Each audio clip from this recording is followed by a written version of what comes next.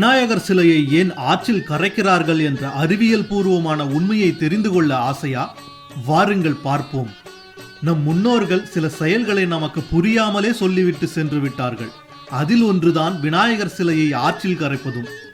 ஆடிப்பெருக்கில் வெள்ளம் வந்து ஆற்றில் உள்ள மணல்களை கரைத்து கொண்டு போயிருக்கும். அதனால் அங்கே ஆற்றின் நீர் நிலத்தில் இறங்காமல் ஓடிச் சென்று கடலை அடையும். ஆனால் களிமண் உள்ள இடத்திலோ ஆற்றின் நீரானது களிமண்ணால் உறிஞ்சப்பட்டு பூமியில் இறங்கும். அதனால் விநாயகர் சதுர்த்தி அன்று சிலைகளை களிமண்ணால் செய்து ஆற்றில் கரைக்கச் செய்தார்கள் நம் முன்னோர்கள். அதை ஏன் 3 அல்லது 5 நாட்கள் கழித்து ஆற்றில் போட்டார்கள் தெரியுமா? ஈரக்களிமண்ணானது நீரிலே சீக்கிரம் கரைந்து ஆற்று நீரின் வேகத்தோடு சென்றுவிடும். ஆனால் சற்று காய்ந்த களிமண்ணோ அதே இடத்தில் படிந்துவிடும். அதனால் ஆற்றில் வரும் நீரானது பூமியில் நிலத்தடி நீராக மாறி நமக்கு குடிநீர் பிரச்சனையை தீர்க்கும்.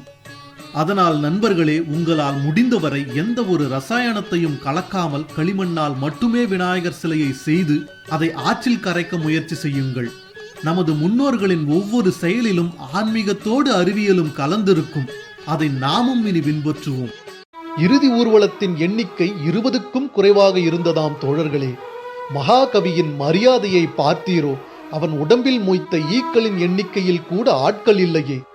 இதுபோன்று மேலும் ஆன்மீகத்தோடு அறிவியல் கலந்த செய்திகளை அறிந்து கொள்ள பயாஸ்கோப் சேனலை சப்ஸ்கிரைப் செய்யுங்கள். நன்றி, வணக்கம்.